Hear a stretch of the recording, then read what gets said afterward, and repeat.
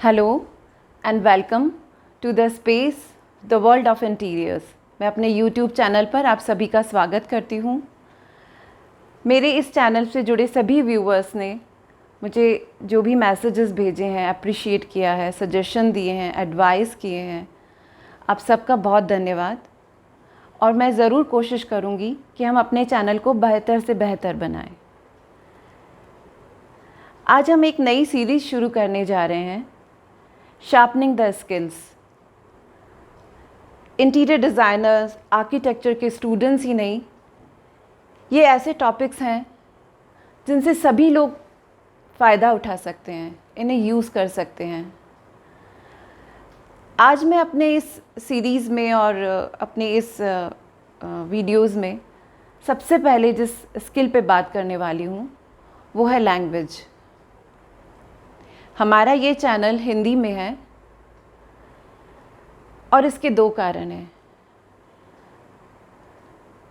हिंदी से मेरा एक इमोशनल जुड़ाव है ही, मेरी मातृभाषा है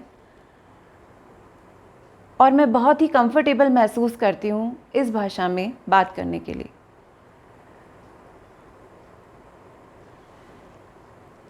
इंग्लिश हमारी वर्किंग लैंग्वेज है।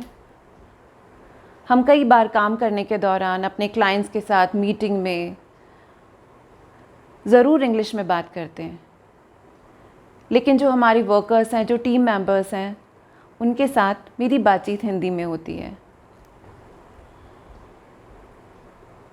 मगर मेरा ये आज का टॉपिक हिंदी, इंग्लिश या किसी भी भाषा के बारे में बात करने का नहीं है।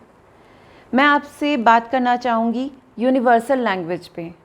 ऑफ कोर्स इंग्लिश भी एक यूनिवर्सल लैंग्वेज है। आप विश्व में कहीं भी जाएंगे, अगर आपको इंग्लिश बोलनी आती है तो आपके अंदर एक कॉन्फिडेंस रहता है कि चलो मैं अपनी बात को कम्युनिकेट कर पाऊँगा या कर पाऊँगी। मगर कंस्ट्रक्शन इंडस्ट्री में एक बड़ी खूबसूरत बात है। मैं कुछ एग्जांपल्स देती हूँ।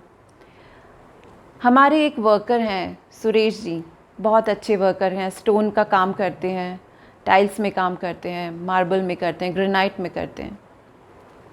कोविड-19 के पहले की दुनिया में जब कहीं आने जाने पर रोक टोक नहीं थी, वो 3 साल तमिलनाडु में रहकर आए। उन्हें जो भाषा आती है वो हिंदी और मेवाड़ी, दो ही भाषा आती है। वो तमिलनाडु में गए, उन्होंने वहाँ पर काम किया, 3 साल तक रहे। जब लौट के आए तो थोड़ी बहुत कच्ची पक्की तमिल भी बोलने लग गए थे। मेरे साथ इतने सालों में कई सारे प्लम्बर्स हैं जो कि उड़ीसा के हैं, मध्य प्रदेश से पेंटर्स काम करते हैं, उत्तर प्रदेश से भी हैं, कारपेंटर्स हैं, पेंटर्स हैं, बिहार से कई कॉन्ट्रैक्टर्स हैं, कहीं हरियाणा के कोई इंजीनियर हैं, कहीं पंजाब से कोई आता है, गुजरात से बहुत आते हैं, महाराष्ट्र से आते हैं। और राजस्थान के कारीगर तो आप जानते ही हैं, पूरी दुनिया भर में जाते हैं, दुबई में जाते हैं, महाराष्ट्र में जाते हैं, गुजरात में जाते हैं। ये सभी लोग जो इन जगहों पर जाते हैं या इन जगहों से दूसरी जगहों पे जा रहे हैं काम करने के लिए, कोई राजस्थान में आ रहा है, कोई राजस्थान से बाहर जा रहा है, ये लोग इंग्लिश नहीं जानते, ये लोग वहाँ की नेटिव लैंग्वेज भी नहीं जानते, फिर भी वहाँ जाते हैं, काम करते हैं, पैसा कमाते हैं, अपने घर भेजते हैं और ले कर के आते हैं। क्या और ऐसा है, क्या और ऐसी लैंग्वेजेस हैं जिन्हें ये लोग यूज़ करते हैं अपना काम करने के लिए? तो मैं आज उन्हीं दो यूनिवर्सल लैंग्वेज के बारे में बात करना चाहूँगी। जो सबसे पहली यूनिवर्सल लैंग्वेज है वो है ड्राइंग। और अब मैं आपको बताती हूँ कि वो कैसे यूनिवर्सल लैंग्वेज बनी। कुछ साल पहले मैं मध्य प्रदेश गई थी घूमने के लिए अपनी फैमिली के साथ। हम लोग रोड ट्रिप पे थे और हमने रास्ते में एक जगह का नाम पढ़ा, भीमपेट का। मुझे याद आया कि अब हिस्ट्री बुक्स में मैंने इस जगह के बारे में पढ़ा, इनफैक्ट मेरे बच्चों की हिस्ट्री बुक्स में भी उन जगहों का जिक्र था। तो हमने कहा क्यों ना हम वहाँ चलते हैं, क्योंकि किताबों में एक दुनिया को देखना और एक वहाँ जा कर के उस जीवन को महसूस करना बहुत अलग होता है। तो हम लोग भीमबेटका गए। हज़ारों साल पुरानी वो गुफाएं, आई थिंक मिनिमलिस्टिक लाइफ का या मिनिमलिस्टिक लाइफ स्टाइल का वो बहुत बेहतरीन उदाहरण है। कोई कुछ नहीं है, सिर्फ गुफाओं में रहने वाले आदि मानव, केवमैन, उनकी फैमिली।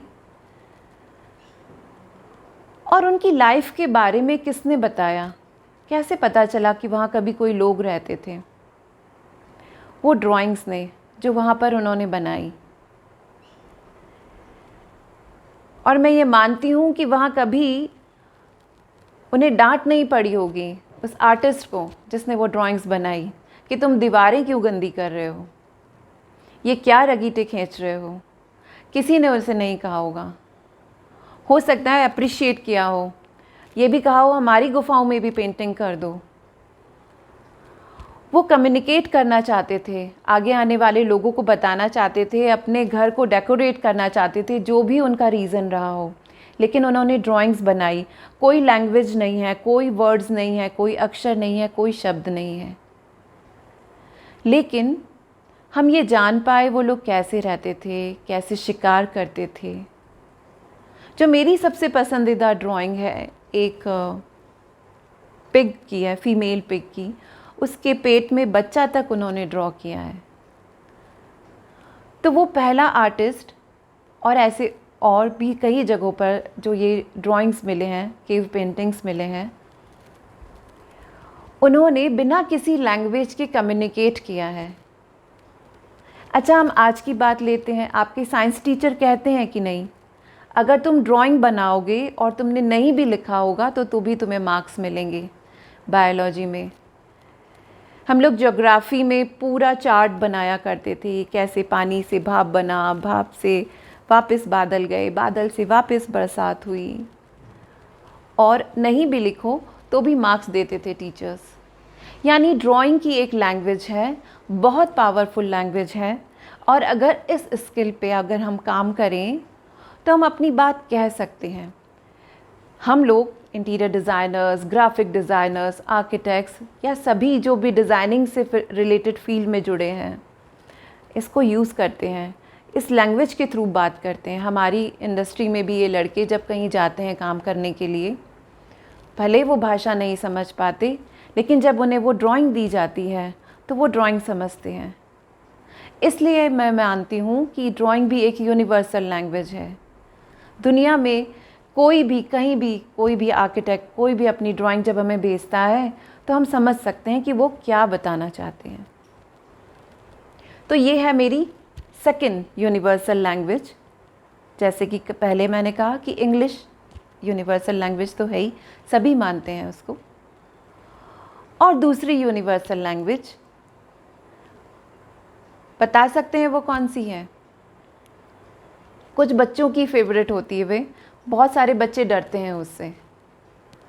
वो लैंग्वेज है मैथमेटिक्स, मैथ्स की भाषा, गणित की भाषा, अंकों की भाषा, डाटास।